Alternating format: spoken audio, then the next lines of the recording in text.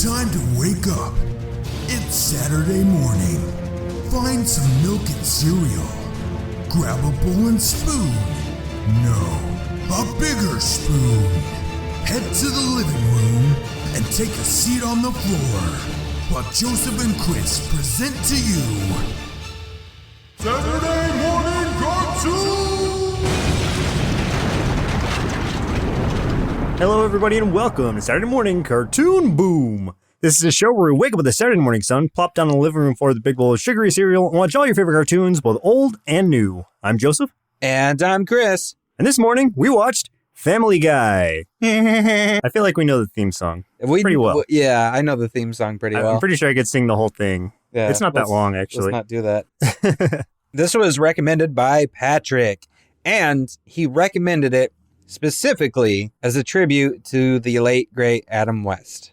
Oh, that's nice. Oh, and I do need to make one correction. So last week, we had 3 people suggest the cartoon for us. 2 people picked the same episode, but I got those names mixed up, and I'm very sorry. I'm sorry to everyone involved. So instead of one hot cop having picked the episode, it was actually, this is totally not the CIA or FBI. That person and Carter were the ones that suggested that episode. Okay. Not the other way around. So sorry about that. Just want to give you credit. It sounds like we have a lot of people with a cop or FBI or CIA listening to our show. We should probably be careful what we say. We're going to go on a list somewhere. That's not good. So the show Family Guy ran from 99 to, well, it's still going, so current. Created and developed by Seth MacFarlane and David Zuckerman. Produced by Fuzzy Door Productions, Fox Television Animation, and 20th Century Fox Television. It's ran so far for 15 seasons, 289 episodes on the Fox network. Yeah, and also Cartoon Network after its first cancellation, which eventually led to it coming back to Fox. I don't know, it's a whole thing. And for a short synopsis, in a wacky Rhode Island town, a dysfunctional family strives to cope with everyday life as they are thrown from one crazy scenario to another. I think that is the best this can be described. Because this show often has really no plot. It has a plot, but it's so loose.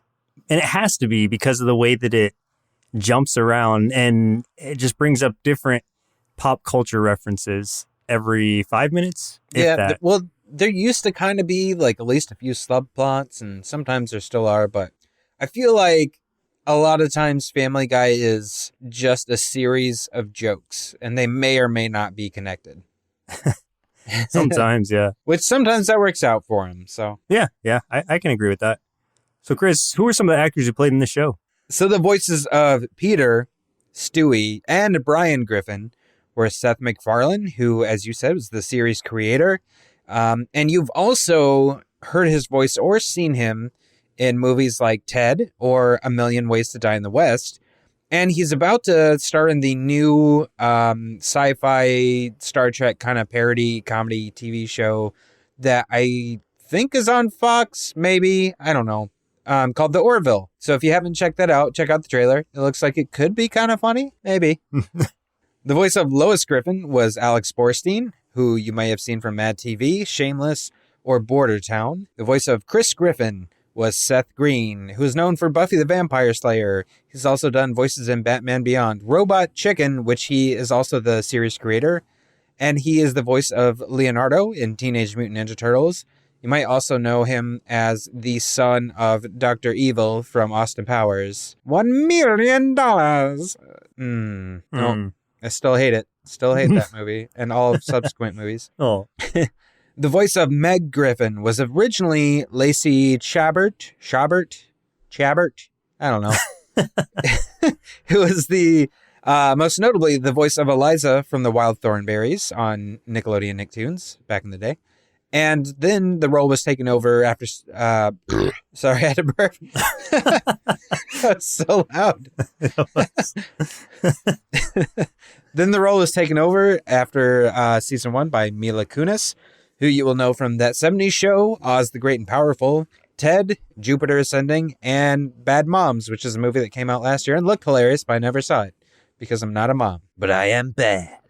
And then finally, the voice of Mayor Adam West was Adam West, who was mainly known for Batman. He was the 66 Batman, the Batman of our forefathers. And he was also in Zombie Nightmare. I threw that in for Joseph because he loves zombie stuff. Thank you. Thank you. You're welcome. That was all for you.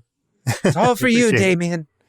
Joseph. So for a few tasty marshmallows out of our big bowl of Family Guy cereal, there were so many like tidbits and facts on this that I just chose a couple, and they're probably not the best ones because I didn't want to read through all like 300 plus. But here's some. So like I was mentioning earlier, the show has been canceled twice.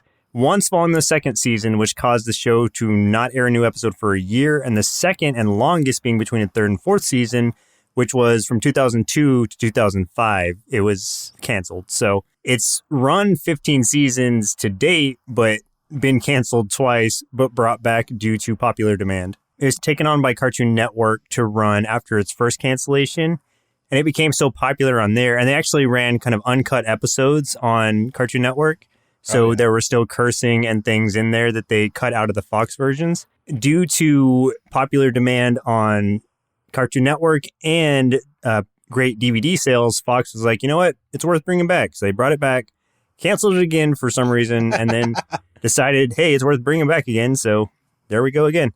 But, I mean, it's been running solid since 2005. So Seth MacFarlane in general kind of became Fox's, I don't know, like their golden boy, like their cash, their cash money. Because not only did, he came back and did Family Guy again, but then they also ordered American Dad, which was another show he created and largely the exact same cast. And then also they did the Cleveland Show for a while, which was a spinoff from Family Guy, again with pretty much the same cast. A few people have kind of came and gone from that. I think Cleveland Show has since been canceled. I think so. But my God, they have gotten so much out of this guy. It's just crazy. Yeah, he's a very talented artist, I guess you would call him. I don't know. Yeah, he is. And dude, and on top of that too, he's an amazing singer. Yeah. Like if you like things like Sinatra and like the classic kind of crooner kind of music and stuff, oh my God, he's so good. He does have a great voice, silky smooth. The second one, this is kind of funny, and I didn't really know all of this, but so the kids' full names. So there's Stewie Gilligan Griffin is Stewie's full name. I know Chris's, it cracks me. Yeah, Christopher Cross Griffin is Chris's full name. And then Meg's full name, and this is funny because it was supposed to be Megan on the birth certificate after Lois had initially filled it out, but then Peter took it from her and changed it to Megatron Griffin. So I didn't know that. That's awesome. Apparently her official name is Megatron Griffin.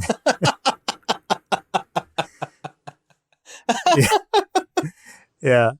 That's the best. Yeah, I had no idea. I hope that's true. I mean, I was reading it off IMDb. I'm sure it was mentioned in an episode, but I don't know if it's like a canon thing or not, but I'm going to assume it is. Like, I love that. That's funny. Megatron Griffin. Megatron Griffin. The show's Emmy nomination for Outstanding Comedy Series in 2009 marked the first time since The Flintstones in 1960 that an animated series earned such a nomination. So, Congratulations. So Family Guy was a big deal, apparently, even as far as critics go. Yeah, and it's funny because Seth MacFarlane actually worked on some Hanna-Barbera cartoons, I think, including The Flintstones at some point. So there is a tie. Yeah, there is a tie there, but not obviously not the older ones, but I know some of the newer versions. He did work in like the newer wave that were on Cartoon Network, like early on, like Johnny Bravo, Dexter's Laboratory, that stuff. I know he worked on all of those. Right. Yeah, that's actually how the series got introduced in the first place with the show called Larry and Steve was kind of a kid's show originally. It was on that cartoon What a Cartoon or What a Cartoon. thing. Yeah, that's what it was. And actually that is something that has been requested that we take a look at a few episodes of What a Cartoon eventually. And Larry and Steve is on that list. Nice. For What a Cartoon. So we will actually look at the predecessor to Family Guy at some point. Which was supposed to be a kid's cartoon originally, and then it evolved into what we have today. And finally, and this is kind of a side one, but I thought it was funny. So the running gag with Mr. Herbert is his name rhymes with pervert, which pertains to his creepy demeanor regarding young boys. And he's the old man who's always hitting on Chris. He is like my favorite character in that whole show. He's so funny. He is. Hey, muscly arm. Yeah. Bring me the good news. I think we see him once in these episodes that we watched, and it was only the multiverse one. Barely. Yeah. Which sucks, because he's so funny. He really is. So, Chris, I mean, obviously we were kind of growing up with this as it was aging, but what memories do you have of it? I didn't see it until it had already been canceled. Being in high school and then getting into college and stuff like that, this was constantly on Adult Swim. And that was, the times that you're up at night, nothing to do because you're not going to do your homework. Because who does homework? I mean, Carter, do your homework. But yeah, so that's what I was watching it, and I loved it immediately once I actually gave it the chance. And I ended up watching it so much just because the style of humor resonated with me a lot.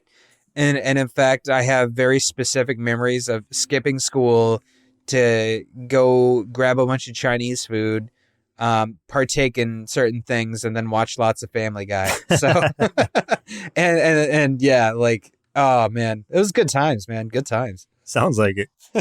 It's kind of like, for me, I mean, I just caught it every once in a while. I liked it because a lot of it, like we were talking about, is references to just pop culture in general. So there's nostalgia to it where you're like, oh yeah, like that's a thing, like that happened or whatever, or exactly, that was a thing. Yeah. And so I don't know, it's one of those shows that I've caught every once in a while, but it's not something I ever watched like consistently. So I don't think I've ever watched a full season of it, but I catch episodes when, I'm around and they're on. And I do have to, I have to give some credit because Family Guy kind of developed my personality in a weird way, because I think because I was watching it so much back at that time that I've had friends since that period say sometimes like hanging out with you is like watching a marathon of Family Guy, just because of like the way I talk and the goofy voices I do and some of my mannerisms and the jokes I say, stuff like that. Like, yeah, I've heard that quite a bit. So nice. I never thought that about myself, but this is just what people have told me. So I kind of feel like I need to credit Family Guy with helping develop that part of my personality a little bit. Yeah, I guess that's a compliment even. Yeah. So I guess let's go ahead and jump into the episodes we watched for today's show. Their first episode, highest rated episode, and finally random listener chosen episode. Order may vary depending on how these episodes fall chronologically, but of course we have to start with the very first episode, being Death Has a Shadow, Season 1, Episode 1. And this one is actually based on the series creator Seth MacFarlane's original pitch to Fox and The Life of Larry, which was which was a spinoff of Larry and Steve that we were talking about earlier. And in this episode, Peter loses his job after drinking too much at a stag party and falls asleep at work. He signs up for welfare to keep his wife Lois from finding out, but gets much more money than he expected. Yeah, that's like the episode in a nutshell. Yeah. But and what's funny is, and this is classic Family Guy, is that you just said the entire plot. That's all you really need to know about the episode. Everything else is just joke after joke after joke after joke sandwiched in between all of those. Yeah. It's funny because it's like filler, but it's a filler that you like. Like it's cream filling inside of a donut. Like it just makes it better. It's the icing in the Oreo. There you go.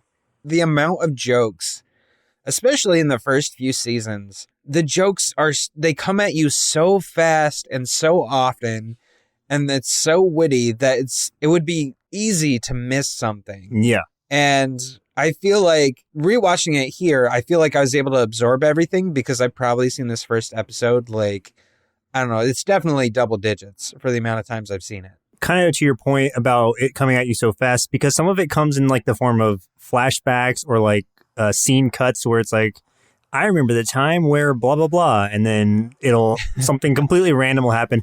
And it's weird because it like sets them up in situations like it could be one where, Peter's like, and I don't think this actually happened, but it might have at some point where he could just be like, I remember the time we were fighting Hitler in, World War whatever. And then it would show him like in a tank or something fighting against Hitler.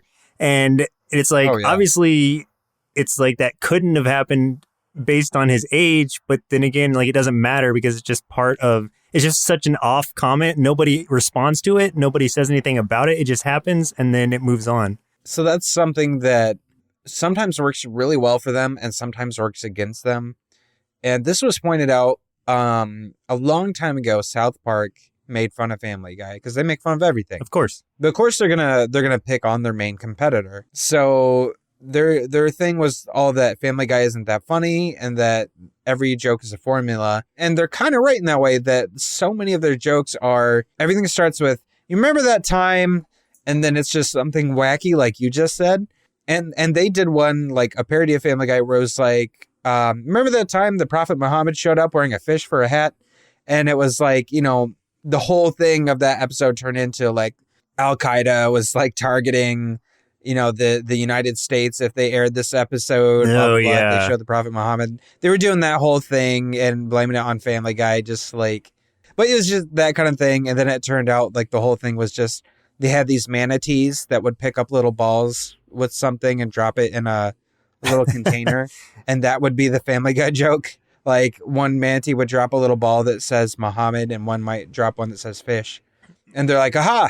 See, yeah, that's kind of what it feels like sometimes. But yes. But as weird as that sounds, it still works to some degree. Right. And sometimes it's actually really funny and like laugh out loud funny. Yeah. And like one of my favorite ones. And so this is another thing too, is Family Guy really straddles the line between funny and horribly offensive. Like one of the first jokes of this one that made me laugh hysterically was the real reason that Hitler hated the Jews. As Hitler at the gym and he's like barely curling these tiny dumbbells and he looks over because he hears laughing. And there's this very Jewish looking guy, but super buff with all these pretty girls around him. Then Hitler's like, yeah. And I was just like, oh my God. That did make me laugh.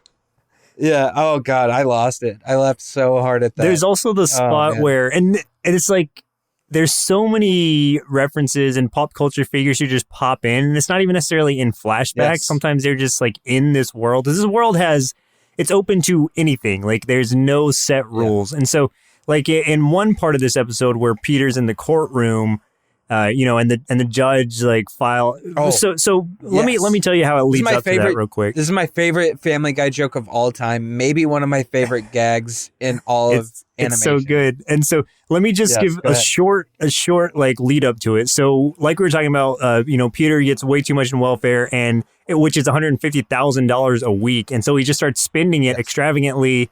And, you know, Lois gets mad at him. And obviously once she finds out, and then, you know, so his idea is to return it. And in doing so, he drops like all this money over the Super Bowl dome, which is kind of like, it's kind of funny because it's the first episode of Family Guy aired directly after one of the Super Bowls. I can't remember the number. Yeah. But it was I think it was the number that they used in the episode. Yeah. And so he drops it over the Super Bowl, but it causes like a mass riot. And so he's taken to, taken to the courtroom and being judged and everything. And once the judge makes his verdict, which is 24 months in prison, so 2 years in prison, everybody is just in succession, just like, oh no. And then Kool-Aid Man pops through the wall and just like, oh yeah. And then the best part is because like everybody's silent and he just slowly backs out of the courtroom or through the wall and runs off. And that's just God. Awesome. When I saw that the first time, that's probably the hardest I have ever laughed at a joke on television. And it might still be the hardest I've ever laughed in my life at a joke in like a cartoon or something. It's just so well placed. And it's things like that where it's pop culture references that don't need any explanation. They don't ever say Kool-Aid Man. They don't have to, because anyone who knows the Kool-Aid Man knows those commercials, knows his tagline. And once it's brought up in outside of, you know, the normal setting, it's just funny. And that was a perfect spot for it. So I agree. Really good joke. Yeah. And one of my favorite things about it too, like you said, like one of the other funnier parts is when he quietly, like, he's just like, oh, and then starts like backing up really slowly. Yeah. And just the characters watch him do it. And then they go back to what they were doing and don't even acknowledge it. Yeah, exactly. And like, that's something that carries through a lot of Family Guy episodes, is just something crazy happening and they just don't really acknowledge it as being something significant. And I think that adds to the humor. Exactly. It's better for it. It's better for it. Yeah. And that happens a lot with Stewie, like where he's involved because he's a baby. You know, they even make a joke about this in a Family Guy episode, not one that we watched for today's episode, but I think the episode was telling the story about like how the world like Earth originally ended or something, and now these random people are in space, and they're basically being taught this in a classroom. And then this kid raises his hand, and the teacher's like, yes. And he's like, so does the family understand the baby? I don't get it. Yeah. And that's like the perfect like meta joke for this show, because sometimes it feels like maybe they can understand them. Like obviously Brian understands them, and because they talk constantly together, but the rest of the family seems like maybe they don't understand what he's saying and they just hear baby talk or something.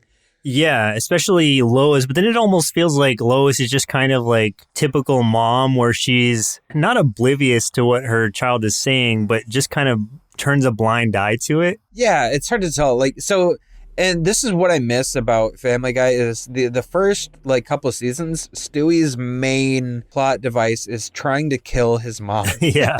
Which sounds awful, but if you actually watch the show, it's not like he's just trying to straight up murder her. It's like over the top super villain. Oh yeah, he's using like lasers, death traps, yeah, like things like that. He's got a gun and a sandwich.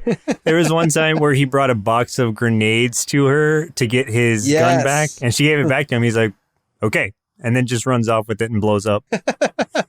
In these early episodes, he was definitely my favorite character for that reason, because that subplot that ran through so many episodes, I think is hilarious.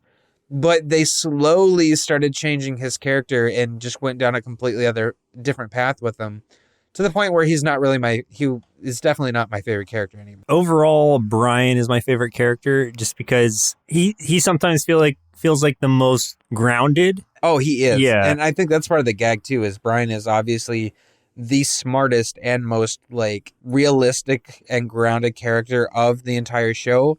But he's the family dog. Yeah. So it doesn't make sense. But then there are times, and it comes later in later episodes, where a lot of things he says are just kind of like basic, like, I don't know. We'll get there, because the third episode we watched, which was season 8, episode 1. The only other thing I can think of to add to this episode, which is weird, is that I think in this episode only does Brian sit like an actual dog sits. And in all the other episodes, he sits like a human. Yeah. And I don't know why they made that change, but because he doesn't really like walk on all fours or anything ever. I don't even think in this episode he's always on 2 legs. Yeah, that's true. He walks like a human at all times. So eventually, I guess they decided, well, if he's gonna walk like a human, it's weird that he sits like a dog. Yeah, exactly. And just a note, like the rest of the family understands Brian. So Brian speaks perfect English. The entire family understands and talks to him like they would any other person. But Brian's the only one that can communicate with Stewie. I don't know. Maybe it's just a weird language barrier or something. Yeah, I don't know. Giggity. The second episode we watched for today's show was Deep Throats, season 4, episode 23, which was one that was chosen by Patrick, right? Specifically because it was a very Mayor Adam West centered episode. And because we are doing this as basically a tribute to Adam West, that was why Patrick requested it. So makes sense. Yeah. In this episode, appalled at parking changes introduced by Mayor West, Brian decides to expose the corruption of the mayor, despite the prospect of potentially destroying Meg's new career as the mayor's intern. A lot of the jokes in this episode were some of my favorites out of all the episodes we watched. Like, one of my favorites, and this is something that continues with Meg's character, is Meg didn't start out as the butt of every joke, but she certainly became the butt of every joke. Yeah. So she's constantly getting picked on.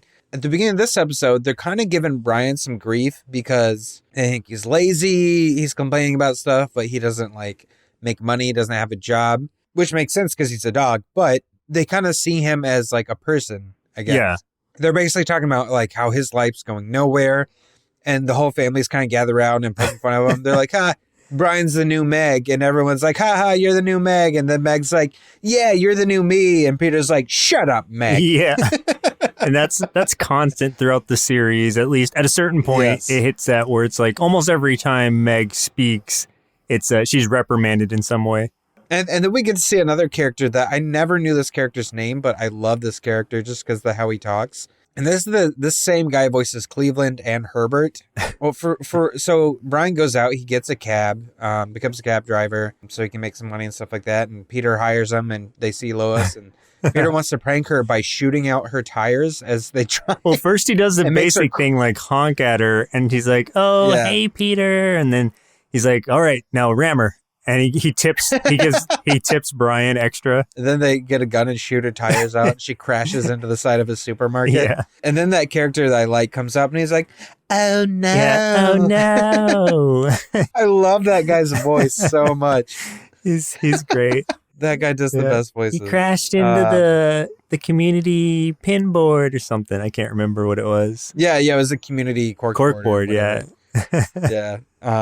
Showing that there's going to be a talent show. Yes. And that spawns... That's the segue to the second plot, the subplot of the episode.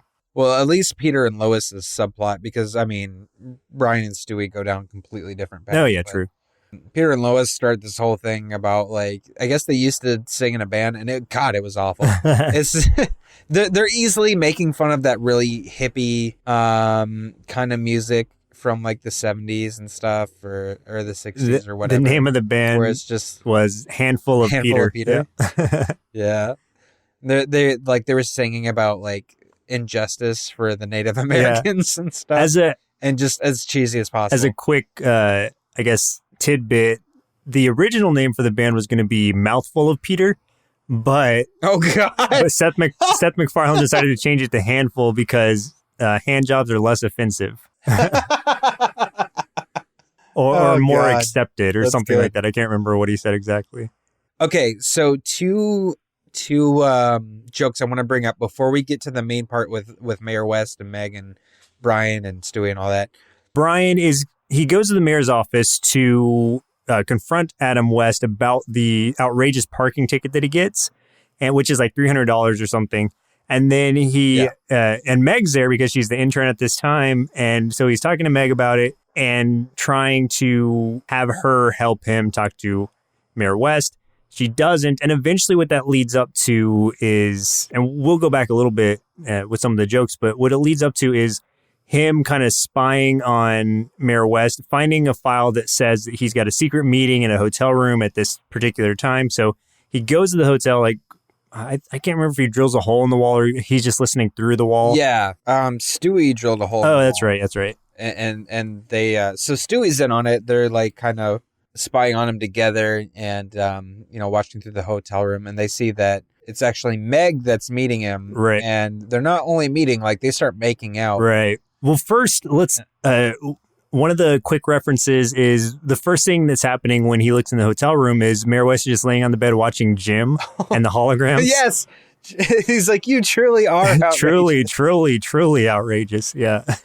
And then later they're watching Teenage Mutant Ninja Turtles. You can hear the theme song for it. Yeah, they played the actual theme song. Yeah, which is awesome. I can't remember if this happens. I think this happens before the hotel room. So they meet up with an informant in the parking garage. Brian and Stewie do, and we clearly see that it's Kermit the Frog, like just from the silhouette. And he still talks like him and everything. They call him Deep Throat. His code name is Deep Throat. And and that's actually a reference to a movie. I can't remember the movie, but obviously it's a dirty reference too, but there is an informant called Deep Throat in this movie that I don't know the name of. But it's like it kind of, after that movie, it became a noir term. Yeah. So like anybody that has information and kind of meets you to spread the information, but you don't really it's not like a formal meeting where you're going to know who the other person is. It's they meet in the shadows. You call them Deep Throat. Yeah. Like that's kind of, that term came from there. Before it became a dirty means term. Something else in another industry. Yeah, exactly. Before it became a dirty term, it was a noir term. But oh my God, the Kermit thing. Yeah. So he's sitting there talking to him, and Brian's just like, Kermit the Frog? And he's like, I can't remember what he said. He's just like, they just covered me. Yeah, my cover's been blown. And he just starts like running off with his arms waving in the air, doing the whole like Muppet dance. His arms are flailing everywhere. Yeah. Oh man. That was so good. That was awesome. My other favorite joke from here, the first time Brian came to Mayor West's office, and he's talking to Meg, and Meg's like, oh, Adam's not here right now. And then Brian's like, well, fine, I'm coming back, blah, blah, blah. So Brian leaves, and it turns out that Adam West he was gone because he was picking up his Domino's pizza. And he Oh, says yeah. something about the Noid. And for those that are too young to remember, the Noid was this kind of like mascot campaign that Domino's Pizza did. I don't know if it was in the 80s or if it was just the early 90s, but back when me and Joseph were kids. Yeah. And Long time ago. This like it looks like maybe this really ugly dude dressed in like a red rabbit onesie Yeah. kind of thing, and like the whole thing was avoid the Noid Because he's going to like ruin your pizza or steal your pizza or something. Yeah, he would steal your pizza. So Adam West introduced it to Meg. He's like, make sure to let me know if the Noid, or if you see the Noid come around or something, because I'm going to, what do you say? Like, I'm going to kill him or choke him out or something like that. He said he's going to snap his neck. Oh, that's right. And later we see that come to fruition where the Noid comes in. He just comes running through the office, and Adam West catches him and starts like banging his head up against the wall until there's just blood splattered all over it. He's literally beating the shit out of the Noid. Yeah, and then he really does snap his neck. Those who are in the know will appreciate the Easter egg, I guess. And that was another thing where it's almost like they almost went too far because it was so horribly violent the way he killed the Noid. I mean, there's blood everywhere. And I was watching this with my girlfriend who she had seen a few episodes of Family Guy, but hasn't seen much of it. And we were watching that part. She was like, oh my God. Oh, yeah. Like, she was, laughing, but also very concerned that this was the thing. So in this episode, we got Kermit the Frog, we got the Noid, and just various other jokes. I mean, it's a great episode. Everything kind of comes to a head where Brian basically confronts Meg and is just like, we know what's going on. You are a teenager. This isn't right. And she's like, we haven't done anything yet. We were... Well, Adam West even said, he's like, we haven't done anything yet. I was going to wait till you're 18 or 21 or 25 when you can rent a car. Yeah. So it's like, they were dating, but it was innocent, but it's extremely, extremely, extremely an unhealthy relationship because no child could be in a relationship with an adult like that and it not be unhealthy. So Brian was ready to basically turn in the information he had to the press and ruin Mayor West's career. He kind of sees how like heartbroken the two of them are when they call things off because they know it was wrong. And Brian feels really guilty about it. And he's like, I know you shouldn't be in a relationship kind of thing, but I feel really bad about it. I'm not going to ruin his reputation sort of thing. Yeah, and he ripped up the picture that he had. Yeah, he ripped up the picture. He had like the evidence and stuff. So that was nice. On the flip side of that, Lois and Peter do their talent show. And like, you think that it goes really well because they're singing this happy song. There's a unicorn decoration and stuff. But what happened is like they were lacking inspiration when they were practicing. So they started doing lots of drugs because they thought that would give them inspiration because that's what they used to do back in the 60s, 70s, whatever. And they thought they did okay. And later it shows them, they're like, man, I can't believe that we didn't win. And Chris comes in and he's like, you guys were so baked. You didn't sound anything like you thought you did. And it shows them like the actual clip. Yeah. And it's just them like with microphones going, Yeah. Yeah. Oh, God. But yeah, good episode. Thanks for the suggestion, Patrick. And that moves us on to the third episode we watched for today's show, Road to the Multiverse, Season 8, Episode 1, which was the highest rated episode. And in this one, Brian and Stewie explore a series of alternate universes, which is true. And this episode is great because of that. So the way this starts out is really weird, but it's still kind of funny where Stewie, they're at a state fair and Stewie's got this prized pig. And this pig is so buff. Like this pig is like... super muscular. It's even got like fists instead of hooves on his front paws.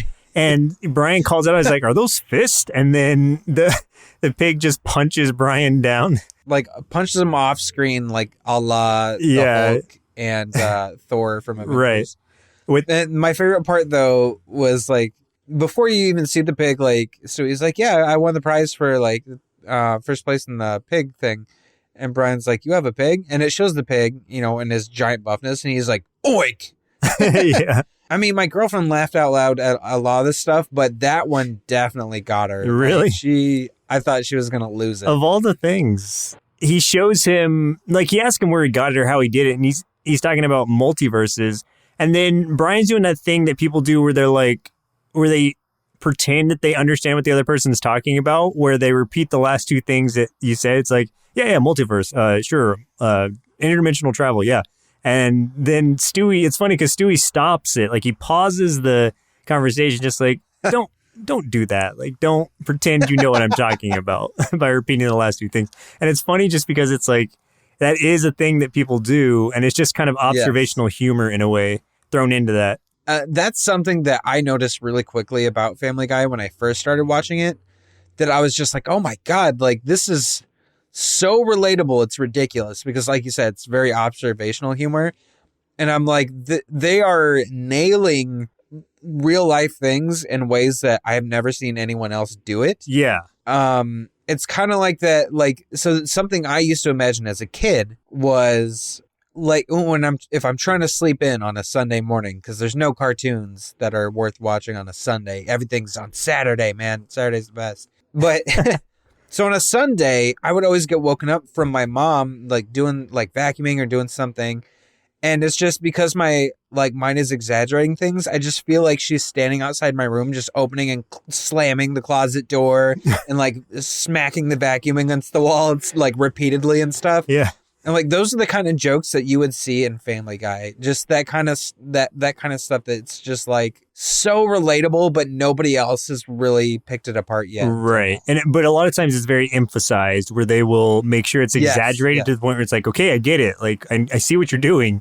It's almost Exactly. like if you were to, I guess, put Seinfeld in fast forward, like a fast-paced Seinfeld observational humor, like those jokes are very slow to be delivered and kind of carry out throughout the episode. But in Family Guy, it's just like quick. It just is thrown at you and you might miss it, like you said, if you're not listening. So easy to miss. Yeah. But so what happens is like once, Stewie tells him about the interdimensional travel to the multiverses, he takes him to this other multiverse, I guess the original one where he got the pig. And it's like the future. Yeah, well, it's not even the future. It's current Quahog. Is that what it is? It's Quahog without Christianity. Yeah, but without the introduction of Christianity, so the Dark Ages never happened, to where it held back scientific and technological research. And so that allowed basically allowed humans to advance 1,000 years further than they have up to this point. And so it's basically like jets and stuff all over the place. It's just flying cars and whatnot. And then just so many things have Big changed. Joke to this one. Oh, man. Yeah. We see Meg come walking down the street, and she is like, it's like hot Meg, basically. Like she's got a great body. I mean, she still has the exact same face, basically, but just a great body. And it's funny, too, is because Brian was like, whoa, that's Meg? Because obviously she looks much better than she used to. And Stewie's like, yeah, and she's still one of the ugly ones. Right. She's like, you should see Lois. One of the things that happens, so Brian has to go to the restroom. He has to poop. And so Stewie's like, I don't know. I can't remember what he says, but he beams the poop out of him, basically. And it sends it to another dimension. Yeah. And that joke returns later on.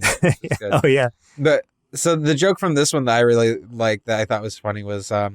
So we get to see Quagmire. We haven't talked about Quagmire much, but Quagmire is the family's neighbor, and he is known for being a womanizer. He's constantly sleeping around with women. Basically a sexual deviant. Yeah, he's hardcore sexual deviant. He also has the thing for giraffes, which shows up in an episode.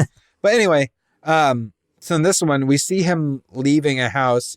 He gets like an alert. I don't remember if it was on his watch or something. He's like, oh, got AIDS again. Better take my NyQuil, cold, flu, and AIDS. Oh, yeah. He just pops pill and he's like, AIDS free. All clear. Yep.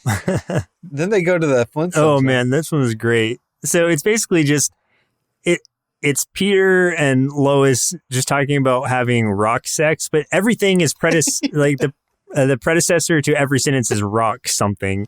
And then what's really funny is when the frog comes in, because there's all those animals that are like, it's a living, stuff like that. But the frog comes in, he's like, riveted for your pleasure, because he's the, I don't know if he's like the condom or something. The frog was the contraceptive. Contraceptive, yeah. He's like, I'm riveted for your pleasure. For your pleasure, yeah. Wah, wah, wah. God. So, and then Stewie's just like, want to get the rock out of here? And Brian's like, rock, yeah. And then which one's next? The Japanese family one, yeah. Oh man, this one was very borderline offensive, if not outright offensive. It was probably, it was like, I'm like, how is this not super racist? Yeah, it's like the most like stereotypical Japanese you could imagine. This is that where they're saying things and it's like, I can't remember what everybody says, but I know Quagmire does come in at some point. And he's like, hello, I like many sex and stuff like that. Yes. And he's got giant teeth. Oh yeah, yeah. Just the most racist. I mean, they've all got the the eye shape, and they've all got black hair and kind of buck teeth, like how they used to make fun of Asians after like World War II or during World War II. Like Looney Tunes used to do that a lot. So they kind of did a lot of that.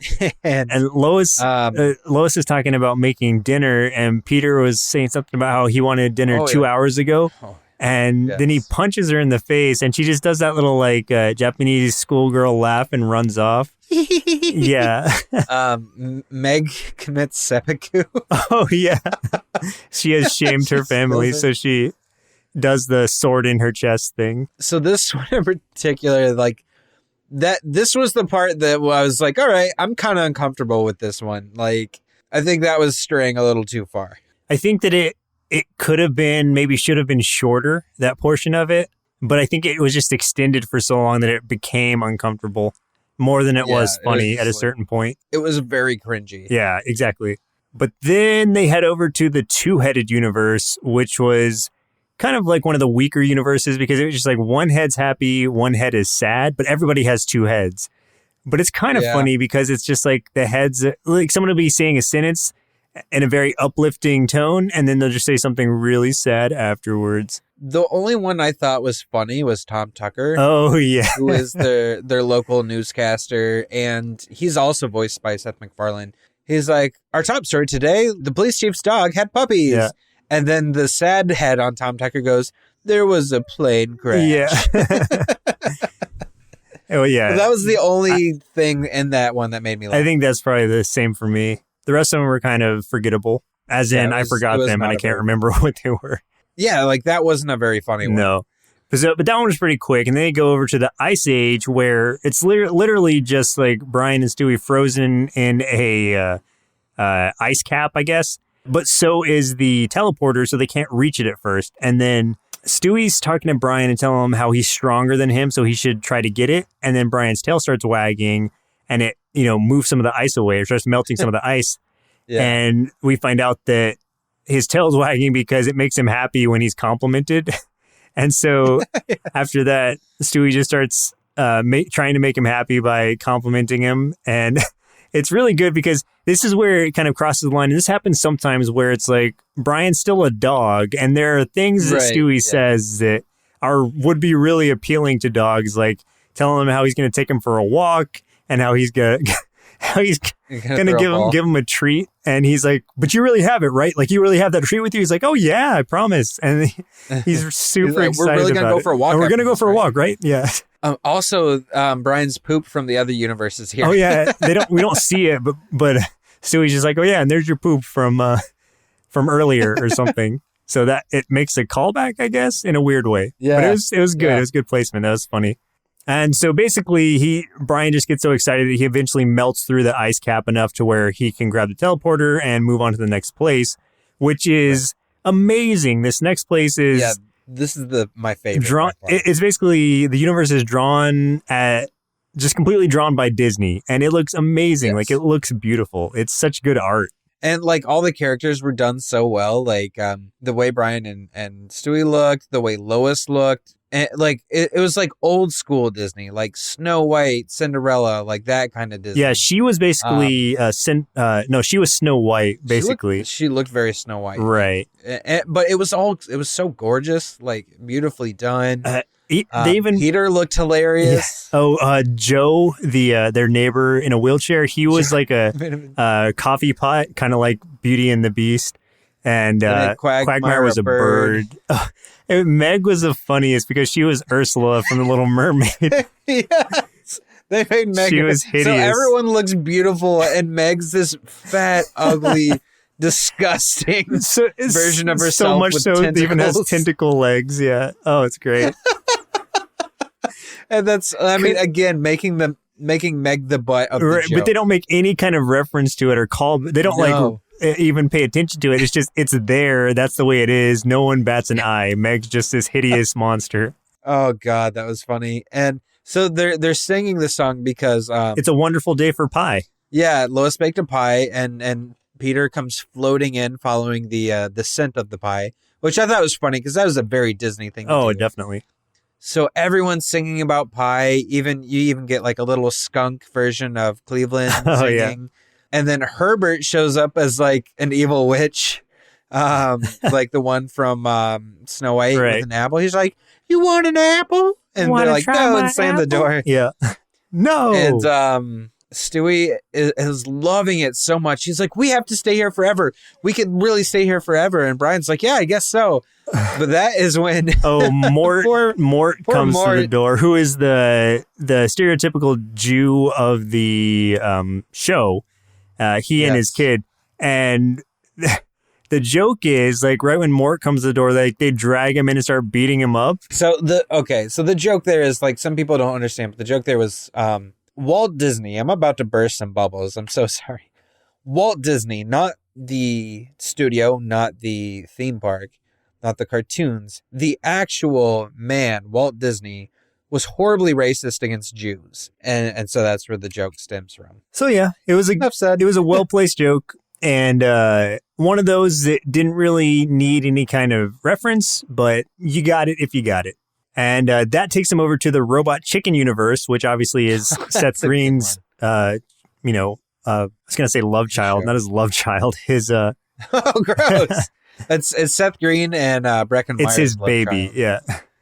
Yeah. So in this one, it's just kind of it makes fun of nostalgic callbacks where basically it makes fun of Robot Chicken because all it does is like bring in all these like old cartoons and stuff and just makes them into kind of a funny skit. But in this one, it's like, hey, G.I. Joe's, Transformers, Thundercats, and He-Man, yay, those shows existed. And that was pretty much the joke. Yeah. But what's funny, too, is that they're doing that to make fun of Robot Chicken, but that is half of the jokes for Family Guy also. Yeah, exactly. And also all of the jokes for Dane Cook, who was a stand-up comedian back at the time that Family Guy was kind of, in its heyday, for those that don't know or don't remember who Dane Cook is. Yeah, was. I don't know what he's doing now. I don't know if he's allowed to do anything now. In the next universe that comes up, I can't remember exactly what it was, but I love this one though. In this one, so basically Kennedy never becomes president, and so Nixon's still president, and then Lee Harvey Oswald. So Lee Harvey Oswald obviously doesn't kill Kennedy. Instead, he kills Mayor McCheeseburger. And if you know who that is, but it's what's kind of gruesome about it is you actually get to see like the drive through Dallas where Kennedy got shot, but instead it's Mayor McCheeseburger with that giant cheeseburger head. You actually get to see him get shot and just hamburger explode everywhere, and then Jackie jumps in the back. Jackie Oster jumps in the back and starts eating his head. And Stu starts eating the hamburger. And either Stewie or Brian's like, was that offensive? And he's like, nah, he's just a cheeseburger, right? Right, exactly. And I mean, what's funny is that's so meta because I was thinking the same thing. When that first happened, I was like, I feel like it's kind of offensive, and then they said that line. I'm like, yeah, he's just a cheeseburger. He's just a cheeseburger. It's okay. Poor Mayor McCheese. God, so Mayor McCheese, this is another nostalgic callback from childhood thing. McDonald's, in addition to Ronald McDonald, used to have a ton of other characters. For those that don't know, there was like Grimace, there was the Fry Guys, there was the Hamburglar, there was Birdie, and there was Mayor McCheese. So he was one of those characters. That's where he comes from. Yeah, just a giant cheeseburger head. That's it. Yeah. then they go to this blocky universe, which I didn't understand the reference. I didn't either. And I didn't think that one was very funny. Nah, I'm sure it would have been if I had gotten what it was from, but I don't know. Yeah. You go to one where it's just a Washington Post political cartoon. Yeah. I just, the universe there isn't funny, but the joke that Stewie was making about Brian was funny. Yeah. Whereas, like, you know, it's lots of political cartoon stuff, and Stewie's explaining how it's dumb, like, it never makes any sense, nobody really understands it, and Brian's just kind of laughing, and he's like, ha, that's so funny, and Stewie's like, you don't get it. Which is, I feel like, is true. I think most people pretend like they get it and they don't. Yeah, exactly. Like, I'm not a political person at all, so if I read those jokes, it would just be me being like, that seems funny, but I don't understand. And that's the thing is, like, so I follow politics, but, like, if you look at those political cartoons, there will never be a political cartoon that actually makes you laugh. It's just kind of like if there's one now, it would be like, let's say a really exasperately drawn fat Donald Trump eating a cheeseburger, but with really tiny hands. And the cheeseburger says like healthcare or something. You know, you're not going to laugh at it. You're just like, oh, yeah, exactly. It's like, that's it. That's a thing that happened. Yeah, that's the thing. Yeah. And that's now going to be a political cartoon. Someone's going to draw that.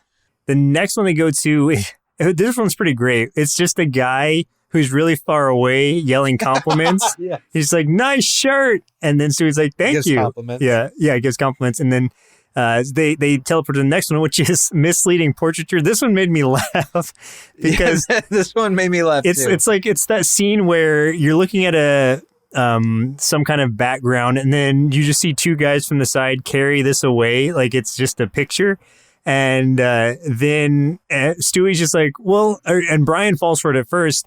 And then they carry the picture away. And then it's like, Stewie's just like, well, at least the compliment guy's still here. And then, because you see him in the background, and then the guys just carry that picture away. And he's like, oh, right. They got both of us. Yeah, that one was pretty good. Then it turns into, this next one's kind of a bigger part of it where and this is the last one, I think. Yeah. This is the last one, yeah. Yeah, this is the final universe. Right, where where dogs own people. It's Planet of the Apes, but with dogs. Planet of the Dogs. So the dogs are anthropomorphic. They speak. They're human-like. They run the world. The humans are the pets, and they don't really. Not all of them speak English.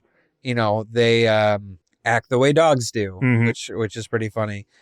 And Brian is just so enamored by this that he wants to stay, and he kind of, I don't remember how he does it, but he ends up breaking the device so that he's just trying to take it away from Stewie because he's like, well, let's not leave just yet, and it kind of slips out of one of their hands and breaks. Yeah, it breaks. It's funny that you said Planet of the Apes actually, because Stewie makes a reference to it where when I think when Brian is about to put him on a leash because the cops come by and ask him to, he's just like, take your stinking paws off me, you damn dirty dog.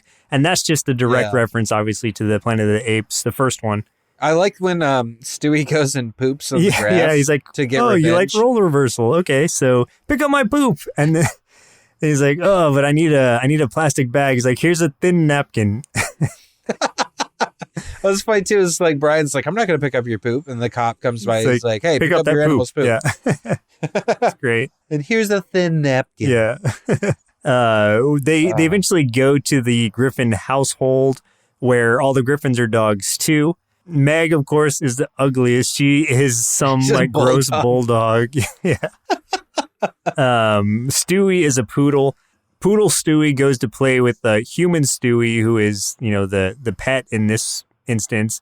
And then he tells him, he's like, I know who you are. I've mastered multiverse travel as well. And I can teleport you and Brian back to your world. Joe comes to the door, and Peter is talking to human Stewie, and he's treating him like a dog. And then human Stewie bites Peter. Well, Joe is, I guess, an animal cop, and so he takes Stewie to the pound. And they're just like, oh, we'll just pick him up later. Or Brian thinks that. But he's like, oh, no, if a dog bites a human, kind of almost like in real life, where if a dog bites a human, there's a good chance if it's someone you don't know and it's out, in public, that dog's going to be euthanized or something. And so it comes to a situation where Stewie is about to be euthanized basically as a bad pet. And the other part of this is, so because Brian is usually a dog, in this universe, this family's Brian as a human. With a giant nose. And he becomes a big plot. So human Brian, dog Brian, and dog Stewie go to the pound to break human Stewie out, which they do. They open the portal and they're going back to their home. And human Brian leaps through the portal with them because he wants to not be a pet or feel like a slave anymore. He wants to go to a place where he can be free. So all three of them get to the other side and they're like, oh man, human Brian's here. What are we going to do? And he's just like, I'm going to go embark on my own, really make something of myself now that I have a chance. And God, this one. So he starts walking down the sidewalk and they're just kind of like, the real Stewie and Brian are just like, oh, that's nice. We're glad. And then all of a sudden you just hear tires screech and like a loud boom. They're like, oh, he got hit by a car. Oh my God, he was hit by a car. Yeah. And that's where the episode cuts off. That's it. That's just it. Yeah. Oh, and like one last thing for this episode, this was a joke that also made me laugh out loud. And it was like the joke that they got in right before the end. It was perfect. It was when they first got back, they were just like, are you sure? Like they're in the house and they're like, are you sure we're in the right place? And you see Meg walk to her parents' bedroom door and call for her mom. Peter runs out, grabs her face, slams it against his butt and farts and then runs away. Oh, yeah. And they're like, yeah, we're home. Yeah, we're home. Yeah. That was great. It was. Well, Chris, looks like it's about time we traveled through the multiverse using Stewie's device until we find a universe where our show was a success. Then, while we roll around in all that sweet, sweet podcast money, see what our inner kids thought of Family Guy. I wish we had podcast money. I wish we were a success. Family Guy made me laugh a lot, but it also warmed my tiny heart. Seeing a loving family bonding with a mutual hatred over Meg was exactly what I needed. In fact, I'd totally help Stewie kill Meg, or his mom, or anyone. So I gave this cartoon 4.5 bowls of Deep Throat cereal out of 5. This show is perhaps overly reliant on culturally themed flashbacks and kind of offensive, especially for innocent children like me. But now that my mom's out of the room, I kind of loved all those things about it, and the constant pop culture references made it an entertaining game of, hey, I remember that. The characters were interesting, the stories were ridiculous, but no more so than other cartoons of this style, and some of the jokes literally made me LOL. Overall, I'd give Family Guy 4 big bowls of handful of Peter cereal out of 5, and, in closing, shut up, Meg. Yeah, so this was a great cartoon, but maybe don't watch it in front of your parents, kids. Or if you're a kid, we don't condone you watching it at all, but we can't tell you what to do. So just don't tell anyone that we told you about it. Yeah, exactly. So do you have any final thoughts on Family Guy? Final thoughts on Family Guy. It is, every time I've seen it, I've been entertained by it. It's not something that I think I could watch constantly because I feel like it doesn't use the same jokes over and over again, but it has the same style. Its jokes are very formulaic. So I think at a point, it would reach kind of oversaturation for me. But the amount that I watch it kind of piecemeal here and there, it's great and I love it. So it's one of those things, jump in. I don't know how it is now. We only watched up to season 8, at least. I have only watched up to season 8 with this episode we just watched. So I can definitely recommend the classic episodes, but I don't know what you're getting yourself into now. But I think if it's still running for so long, there's got to be something good about it. Yeah, there's got to be something good about it. I forgot just how much this show can make me laugh. I think that we looked out with these episodes because we saw some really good ones. And there are definitely some bad and boring episodes of Family Guy. Like, I know that much because I have watched up through, I want to say season 12, maybe. Like, some of them I just had to get through it to find the good ones. That's me looking at it from a standpoint of just, I think, having a nostalgia for the first seasons, because the first seasons are my favorite. Like 1 through 3, I think are absolutely hilarious. Mm-hmm. It's not fair to just constantly compare because then I'm just closing myself off to new ideas. So I'm still giving this a high rating because this is the most I have laughed watching any of the cartoons we've done for this show so far. Like, I cannot express how much I was laughing out loud And I'm sure eventually we'll go back and watch those Star Wars specials for this show. Oh, those I enjoy. yeah. Those are great. That was like the something dark side, right? Yeah. They did all 3 of the original Star Wars. Nice. And I know that those are good. I used to own those on DVD because I thought they were so fun. Yeah. George Lucas actually gave them, or he allowed them to do that because he is a big fan of the show himself. I would love to do that trilogy sometime for this show. Yeah. I think something else good just to, before we close out about this show also is that even though there's continuity to it, it's not something that you can't just jump into a random episode and enjoy yourself. It doesn't hold so hard to it that you're going to have to have seen a previous episode to get one. They can pretty much all be standalone. So real quick, before we go, we have another 5-star rating on iTunes. Whoa. And we are now at 20 ratings. Yay. Dang, we wanted to get nice. to 20. We talked about that a couple of weeks ago. We hit 20 and all 20 were 5-star ratings. That's so awesome. So thank all of you guys that Awesome have done and that. surprising. Thank you. Yeah. And if you haven't given us a rating, please help us out and do that. We're not going to ask you to give us 5 stars, but if you want to, I'm not going to say no. But don't you want to be part of the crowd? Be like everybody else. Give us 5 stars. Yeah. And if you read a comment, I will read it. And so this latest one, this is from Mr. Solitaire 27, who says, hilarious. That is the title. It's hilarious. Nice. And so his comment is, like many 90s kids, I used to enjoy my Saturday mornings, as well as some weekday afternoons after school, in front of the tube watching cartoons. Now, as a 30-something in 2017, I have the pleasure of waking up every Saturday morning and taking time to listen to a podcast that's all about reviewing, commenting, and reliving the nostalgia of many of the Saturday morning cartoons I grew up with and more.